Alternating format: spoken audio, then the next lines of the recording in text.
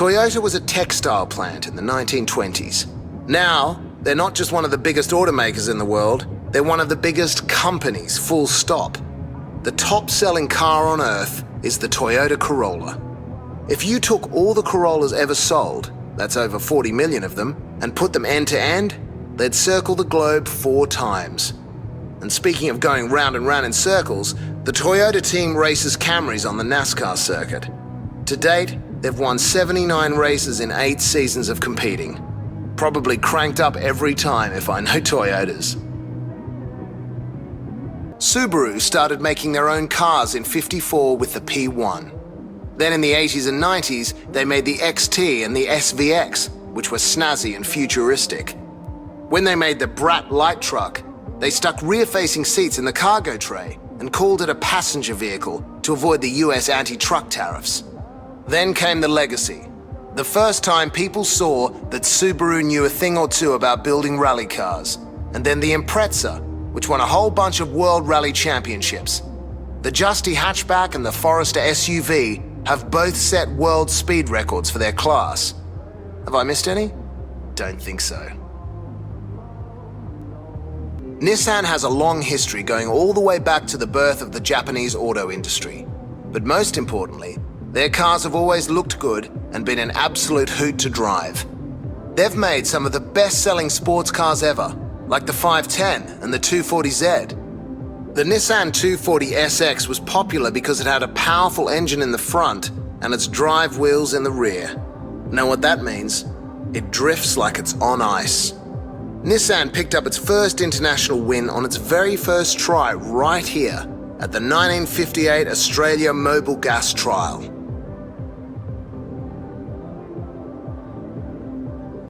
The Mini was actually built as a solution to the British oil crisis of the 1950s. But a man named John Cooper looked at it and saw a race car. He must have seemed a bit mad, but the bloke designed and built F1 cars for a living. So I guess people figured he knew what he was talking about. And did he ever? The new high-performance Mini Cooper S that he helped develop won the Monte Carlo Rally 3 times in the 1960s. Nowadays, you can't throw a brick without hitting a Mini Cooper. At 5.3 million sold, it's the most popular British car ever made. Assembly line these days. Makes sense, right?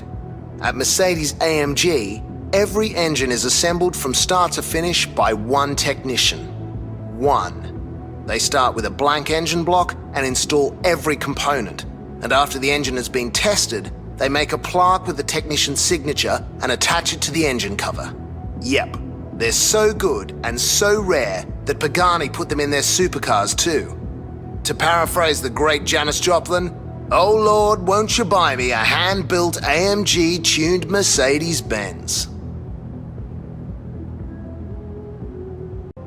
Maserati was started by 6 brothers: Alfieri, Bindo, Carlo, Mario, Ettore, and Ernesto. And Harpo and Zeppo and Groucho. Seriously though, these boys knew how to style a car. Maserati believes to this day that perfection takes time. Allegedly, each individual vehicle takes over a month to build and inspect before it ever leaves the factory floor. They also knew how to race. They won back-to-back Indy 500s in 39 and 40, and they won the Formula One Drivers' Championship in 57. They announced they were retiring from the racing circuit in 1957, but they made a triumphant return in 2005 and won 14 FIA GT titles in 6 years. I love this story. You ready?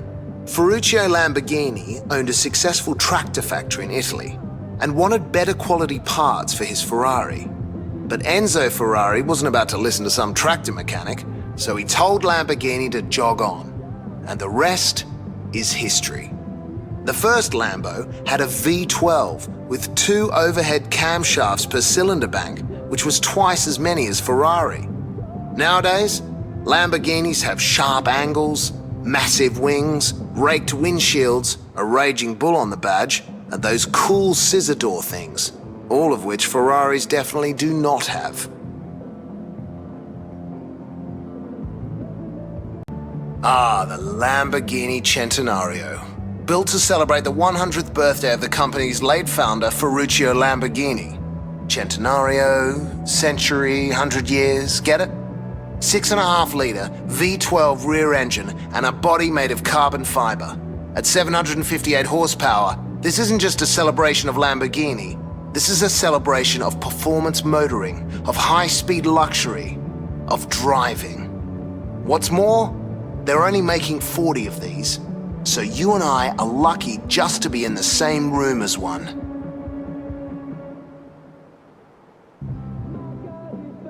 Koenigsegg's are scary cars.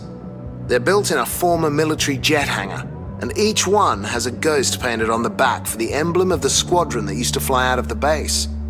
They've got things like triplex suspension and air-core carbon fiber wheels.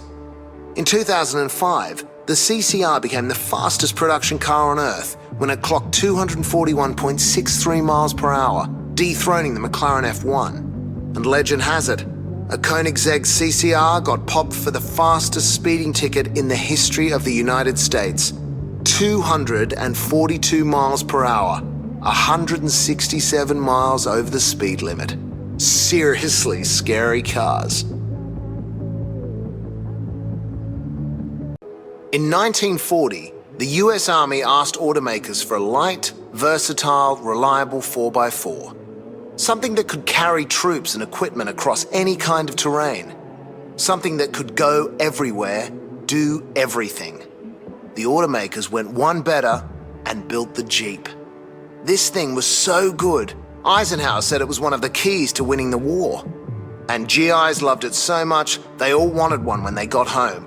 So they put out the CJ2A, civilian Jeep, in 1945. These days, they make everything from the sporty Wrangler to the luxury Grand Wagoneer. Thankfully, you don't have to take them into battle. Jaguar actually started out as a company making motorcycle sidecars in 1922, but they got into building cars in 1935. They've been the makers of the fastest production car in the world twice, and they've won Le Mans 7 times, but come on. You don't buy a Jag because it's quick. You buy a Jag because it's a Jag. The performance, the reputation, even the name is stylish. Enzo Ferrari said that the Jaguar E-Type was the most beautiful car ever made. And Enzo knew a thing or two about good-looking cars.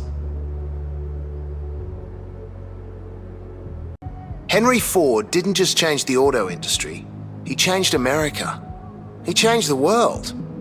He actually worked for Thomas Edison in the 1890s as an engineer, so he knew something about invention, and he knew a lot about business. The famous assembly line production technique he perfected wasn't just the best way to build cars, it made them affordable for average people, which made his market bigger. And he expanded internationally to make it even bigger than that. He might be an interesting figure in history, but you can't argue with the empire he left behind. What do you want me to say about Ferrari? I mean, come on, they're Ferrari.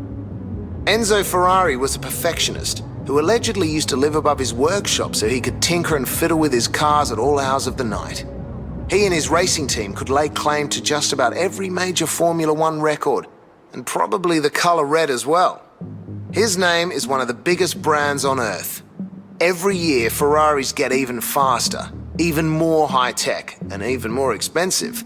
And people will still sell their own mothers to get their hands on one. I mean, I would. Sorry, Mum.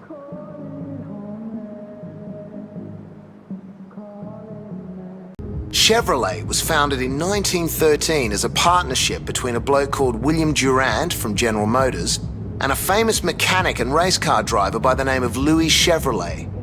Louis was born in Switzerland and grew up in France and Canada, and then somehow ended up putting his name on the most American cars of the century, like the Camaro and the Corvette. Now they're one of the biggest names in the business, right up there with Ford and Dodge. Personally, I'm glad they went with Chevrolet. How are you supposed to abbreviate Durant? Jury? Ranty? Those are rubbish.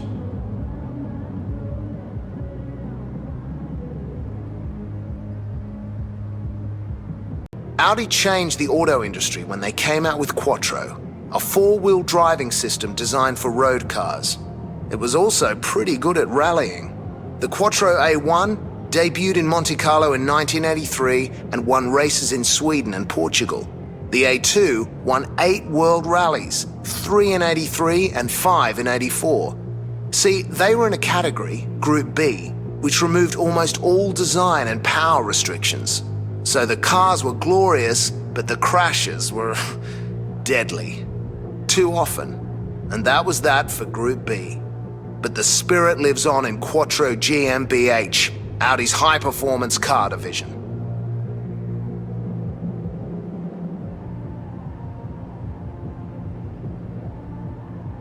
I could tell you that Astons are exquisitely beautiful, balanced from every angle, and golden ratio sculpted to within an inch of their existence. And they are.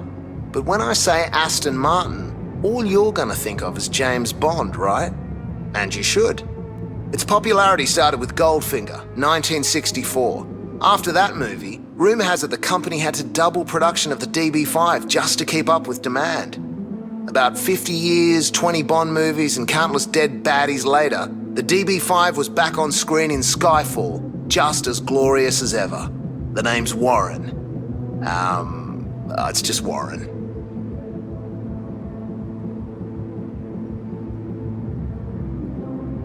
What can I say about Alpha? They've always been a racing powerhouse. I mean, these guys won the first ever Automobile World Championship and the first ever Formula One race.